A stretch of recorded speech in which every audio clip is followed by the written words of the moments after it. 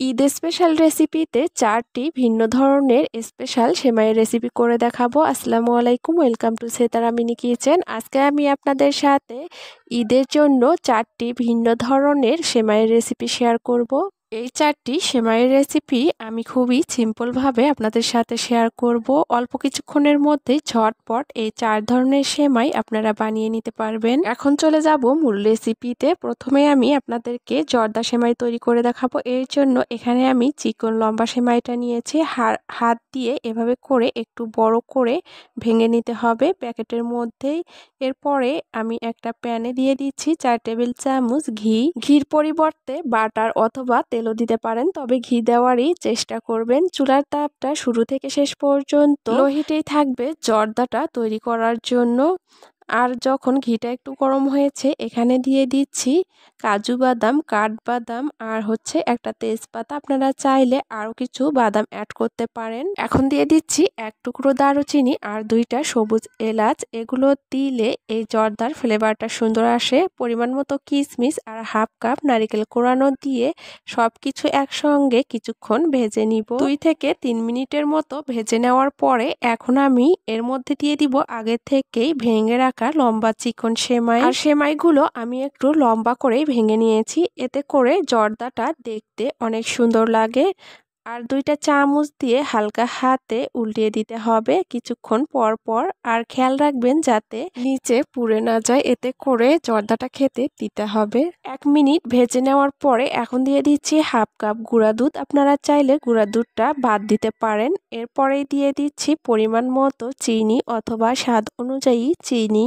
এখন আমি দিয়ে দিব 1 কাপ নর্মাল পানি। পানির পরিমাণটা বেশি দিব না।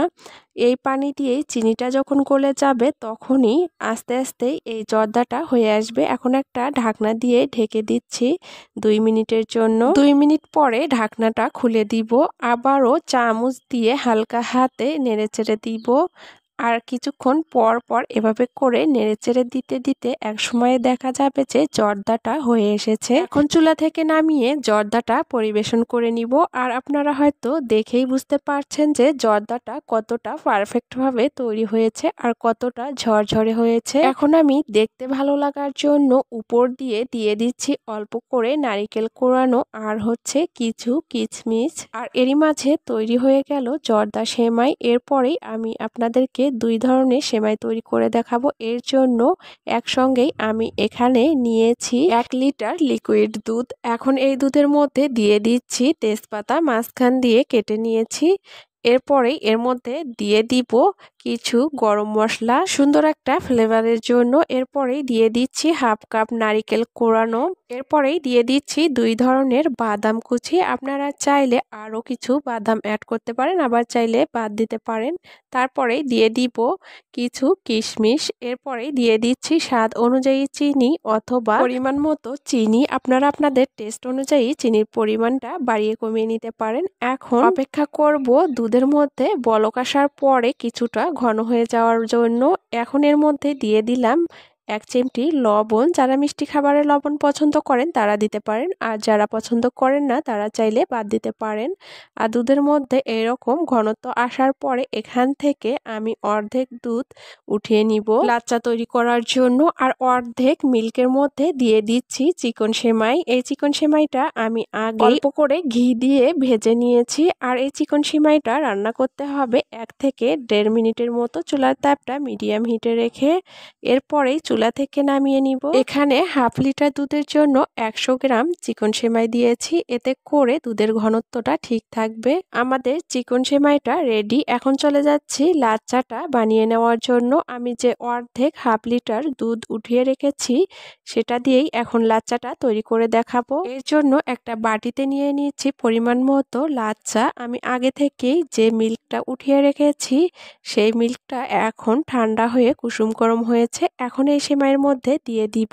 অতিরিক্ত গরম থাকা অবস্থায় এই সেমাইয়ের মধ্যে মিল্ক দেওয়া যাবে না, এতে করে সেমাইটা একেবারে নরম হয়ে যাবে। এখন আমি এই লাচ্চাটা পরিবেশন করে নিচ্ছি। উপর দিয়ে কিছু বাদাম আর নারিকেল কোরানো দিয়ে সাজিয়ে নিব। আর দেখতেই পাচ্ছেন কতটা পারফেক্ট ভাবে এই লাচ্চাটা তৈরি হয়েছে। সর্বশেষে আমি আপনাদেরকে শিরখুরমা সেমাই তৈরি করে দেখাবো। এর জন্য একটা প্যানে নিয়েছি পরিমাণ মতো ঘি। ঘিটা যখন একটু গরম হয়েছে দিয়ে দিচ্ছি কাজু বাদাম, কাঠবাদাম, এগুলো ছোট ছোট করে কেটে নিয়েছি। এখন দিয়ে দিচ্ছি হাফ কাপ নারিকেল কোরানো। চুলার তাপটা লো হিটে থাকবে। এখন দিয়ে দিচ্ছি খেজুর অর্থাৎ খুরমা, এগুলো আমি চিকন করে হাত দিয়ে ভেঙে নিয়েছি। এখন চুলার তাপটা লো হিটে রেখে এগুলো কিছুক্ষণ ভেজে নিব। কিছুক্ষণ ভেজে নেওয়ার পরে এখন এর মধ্যে দিয়ে দিব একটা তেজপাতা মাঝখান দিয়ে কেটে নিয়েছি, এতে করে ফ্লেভারটা সুন্দর আসে। আপনারা চাইলে তেজপাতাটা বাদ দিতে পারেন। এখন দিয়ে দিচ্ছি কিছু কিশমিশ, একটা দারুচিনি আর একটা সবুজ এলাচ। আবার এগুলো অনবরত নেড়ে চেড়ে 1 থেকে 1.5 মিনিটের মতো ভেজে নিব। এরপরে এখানে আমি দিয়ে দিচ্ছি লম্বা চিকন সেমাই। চুলার তাপটা লো হিটে রেখে 2 থেকে 3 মিনিটের মতো অনবরত নেড়ে চেড়ে এগুলো ভেজে নিতে হবে। খেয়াল রাখতে হবে যাতে পুড়ে না যায়। এখন আমি সেমাইটা চুলা থেকে নামিয়ে সেমাইয়ের জন্য মিল্কটা রেডি করে নিব। এর জন্য এখানে আমি নিয়েছি 4 কাপ লিকুইড দুধ। এখন দিয়ে দিচ্ছি পরিমাণ মতো চিনি অথবা স্বাদ অনুযায়ী চিনি। চিনি দেওয়ার পরে নেড়ে চেড়ে দিয়ে অপেক্ষা করব দুধের মধ্যে বলক আসার পর্যন্ত। আর দিয়ে দিচ্ছি 1 চিমটি লবণ। দুধের মধ্যে বলক আসার পরে যখন এরকম ঘন হয়ে এসেছে তখন এর মধ্যে দিয়ে দিচ্ছি আগে থেকেই ভেজে রাখা সেমাই আর বাকি উপকরণগুলো। দেওয়ার পরে এগুলো সবকিছু একসঙ্গে ভালো করে মিশিয়ে নিব। আর এই শিরখুরমা সেমাইটা রান্না করতে সময় লাগবে 1 থেকে 1.5 মিনিটের মতো।